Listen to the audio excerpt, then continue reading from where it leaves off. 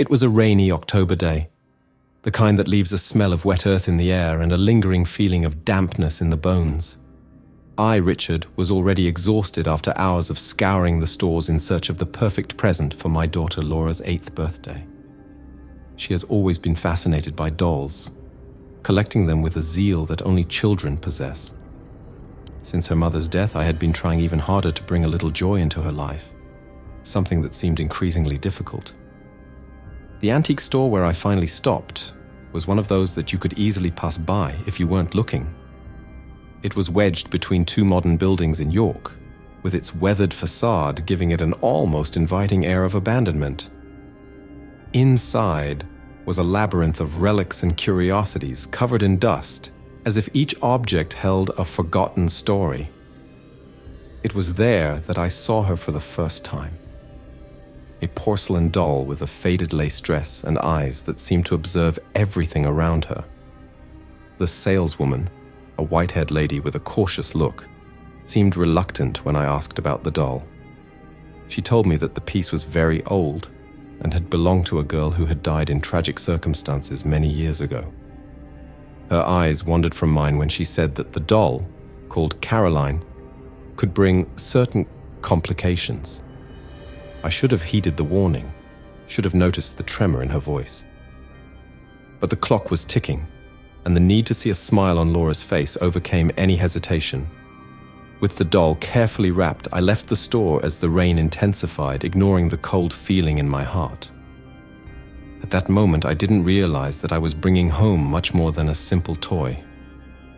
I was opening the door to a darkness that would take deep root in our home, distorting the reality I knew and threatening what I loved most.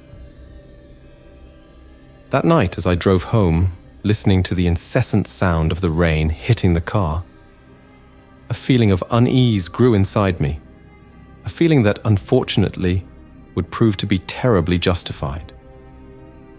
From the moment Laura unwrapped that present and her eyes lit up at the sight of Caroline, I knew that something in our house had changed. She was fascinated by the doll, treating it as if it were a treasure that needed to be protected at all costs. For the first few days, this new friendship seemed innocent, just a child adoring her new toy. But soon, I began to notice subtle changes in Laura's behavior. She, who had always been an outgoing and cheerful girl, began to isolate herself in her room for hours at a time, talking to herself as if she were in an intense conversation with Caroline. As much as I tried to join in, Laura insisted that they were secrets between friends, something that didn't worry me at first. I thought it was just a phase, something common in children who are growing up. However, the whispers at night began to worry me. I would often wake up in the middle of the night to the sound of whispering coming from Laura's room.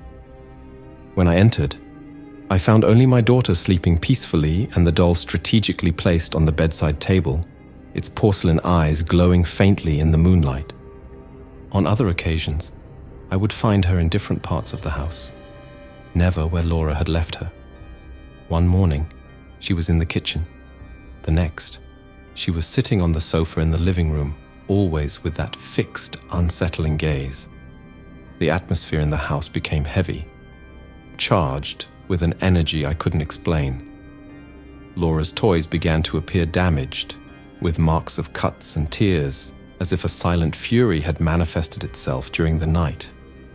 More and more, I felt that something was terribly wrong. But how could I tell my daughter that the gift that had made her so happy could be the source of something so sinister? The situation began to escalate when Laura told me about the rules Caroline imposed on her playtime. She said that the doll didn't like to be left alone or ignored, and that she had a special way of playing, one that only the two of them could understand. These rules seemed more like impositions, and Laura's initial joy began to mingle with a tense obedience, as if she feared the consequences of not following what the doll wanted. One morning, when I went into Laura's room to wake her up for school, I found her other toys scattered on the floor, all of them mutilated in some way. Teddy bears with their eyes gouged out, dolls with their hair cut off, small toy cars broken in half. Laura, on seeing the scene, just mumbled that it had been an accident, but her eyes avoided mine, and her voice shook in a way that made me know there was more to the story. The most disturbing night was when Laura's screams roused me from a heavy sleep.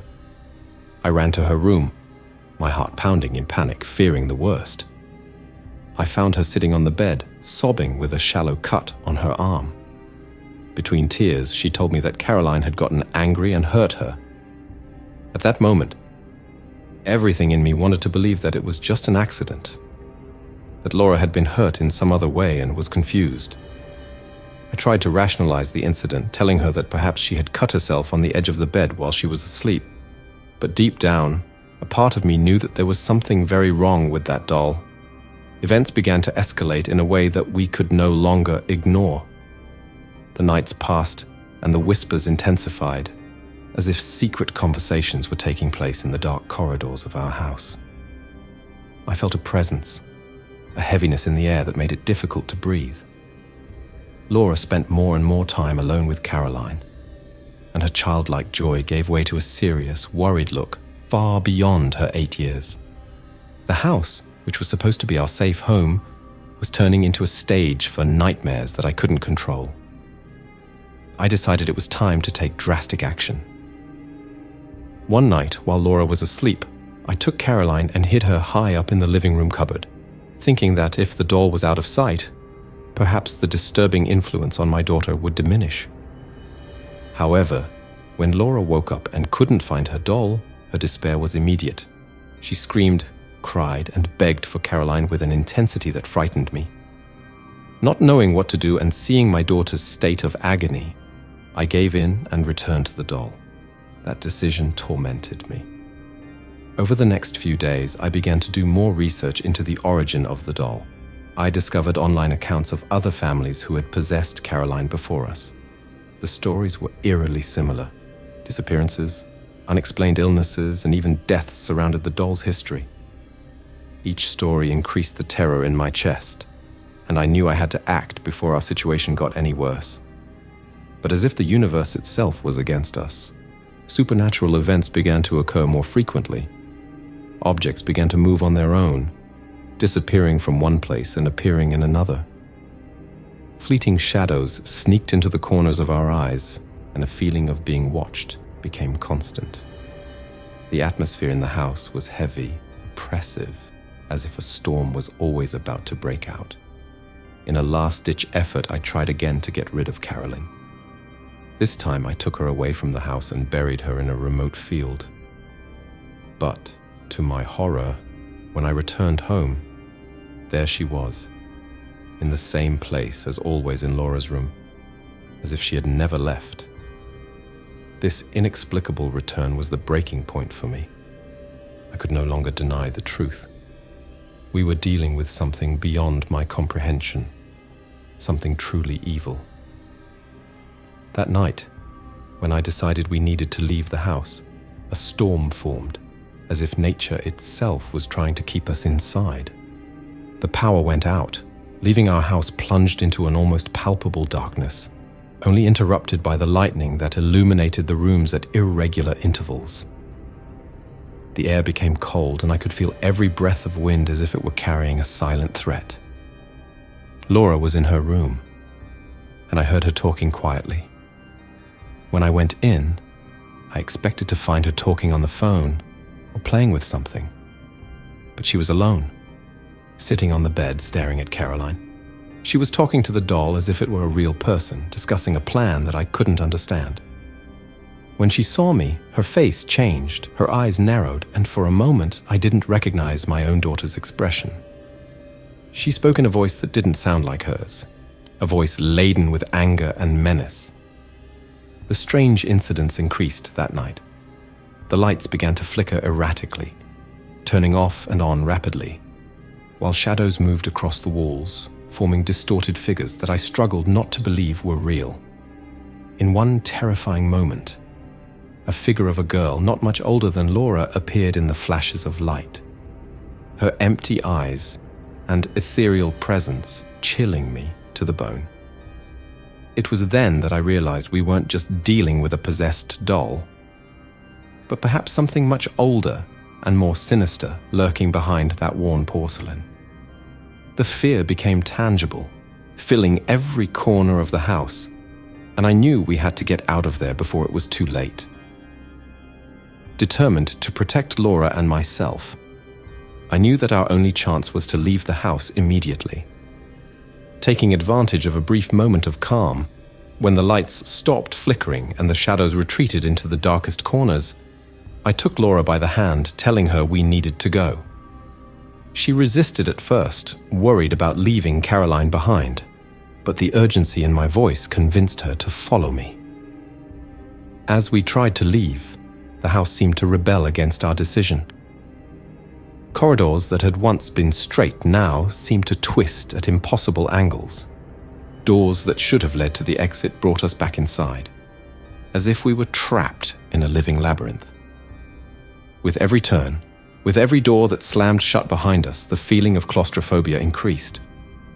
In the midst of the confusion, we stumbled into one of the rooms where Laura used to play.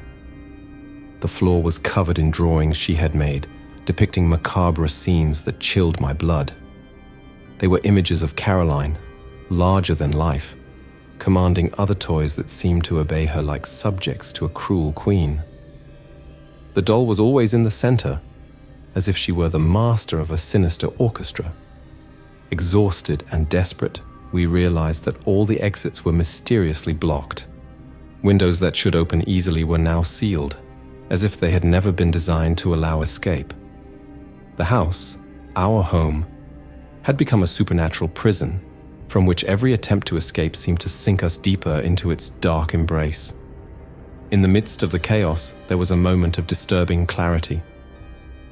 Laura, with tears in her eyes, begged me to destroy Caroline. She said that the doll wasn't just a toy, but something much darker, something that shouldn't exist. With palpable fear reflected on her face, she told me that Caroline had shown her visions of horrible things, promising that everything would end if she simply obeyed. Armed with renewed determination, but also a heavy heart, I decided it was time to face the problem head-on. I took the doll and tried to destroy it. I used tools, fire, anything I could find. However, each attempt to destroy the doll only seemed to make it stronger, and with each blow I struck, inexplicable wounds began to appear on my own body, as if each attack on it was an attack on myself. During this desperate struggle, Caroline revealed her true form to me. She was no longer just a porcelain doll, but a spectral entity that distorted the air around her. She showed me visions of my dead wife, twisting her memories in ways that tormented me. Caroline's voice, now an icy whisper that filled the room, told me that she was connected to something much older and more evil than I could have imagined. As I struggled against the pain and fear, an old story came to mind, something the saleswoman at the antique store had mentioned in passing. She said that the doll had once been buried with its first owner, a girl who had died under tragic circumstances. With this clue, I realized that perhaps the only way to end the curse would be to return Caroline to her place of origin, to the grave of the girl where it all began. With my mind made up, I picked up Caroline and drove to the local cemetery, where, according to the records I managed to track down, the original girl who owned the doll was buried. It was a dark night, and the wind howled through the trees as if lamenting my arrival. With a shovel in hand, I started digging in the exact spot the records indicated. The ground was damp and heavy, but my determination was stronger. When I opened the tomb, I placed Caroline next to the bones that I imagined belonged to her first owner. I then began a purification ritual that I had researched, sprinkling salt and reciting ancient words in the hope that this would break the link between the doll and the evil she carried. The wind increased, turning into a storm that seemed to want to prevent me from completing the ritual. Lightning cut through the sky, and the earth around me seemed to shake with my efforts. Meanwhile, Laura, whom I had left at home in the care of a neighbor, was facing her own battles. She told me later that at that moment the house was filled with voices and dancing shadows, as if a legion of spirits were trying to drag her away from reality. She hid under her covers, holding a crucifix her grandmother had given her, muttering prayers she hardly knew. When I finally finished the ritual, the atmosphere began to calm down, and the air around me seemed to lighten. The doll, which until then had had an almost mocking expression, now just looked like an old, lifeless object. I covered the grave again, hoping that with it I would also bury the curse that had fallen on our family. With the tomb newly covered, I felt a brief moment of relief, thinking that perhaps at last we had rid ourselves of Caroline's evil influence. However, as I prepared to leave the cemetery, a hazy figure emerged from where the doll had been buried. It was the entity I had seen before, more defined now, its eyes glowing with a sinister light. It faced me directly, and its voice, a mixture of whispers and echoes, filled the air. "A sacrifice has been made," she said, "but not enough. The curse remains bound to the land of the living." The cold wind that accompanied her made my blood run cold. She moved towards me, each step leaving an icy mark on the ground. I knew at that moment that the fight wasn't over yet. It was a battle not only for Laura's safety, but now also for my soul. Desperate, I searched inside myself for any shred of courage I could find. "What do you want?" I shouted, my voice almost lost in the wind. "How can I end this once and for all?" The entity stopped, considering my words with a crooked smile that looked more like a frown. "An exchange," it replied, its eyes fixed on mine. "One soul for another. Free the girl, and I'll leave you alone." The weight of this choice crushed me. Knowing that my life could be the price for my daughter's freedom was both terrifying and strangely peaceful. In a final act of desperation, I accepted. "Take me then," I said, feeling each word as if it were a farewell. The entity approached, and a supernatural coldness enveloped my body. It touched my chest, and I felt as if all the life was being sucked out of me. When the entity disappeared, leaving only the echo of its sinister laughter, I was alone, wounded and weak, on the cold floor of the cemetery. I knew I had done what was necessary, even if it meant my own end. Laura would be safe now, free from the curse that threatened her innocence. Laura, still at home, felt an immediate change in the air as the entity disappeared.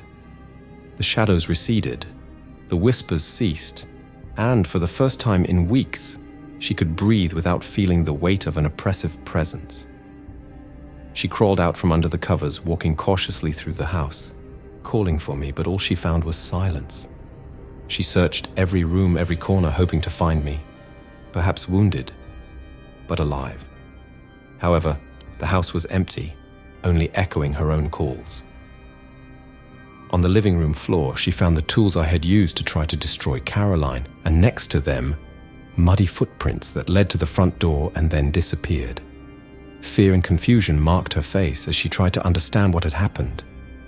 The arrival of the police was inevitable. Concerned neighbors had noticed the strangeness of the events and the lack of news from us. They searched the house, the neighborhood, but there was no sign of where I might have gone. The questions piled up, each one unanswered, leaving a mystery that seemed destined to remain unsolved. Laura was left to rebuild her life, now with aunts who looked after her. Despite her new security, the past wasn't completely dead. She often woke up from nights tormented by dreams of the events we had lived through, and every shadow for a moment seemed to hide dark secrets. The fear that the evil we had faced might one day return hung over her, a silent reminder that some doors once opened could perhaps never be fully closed.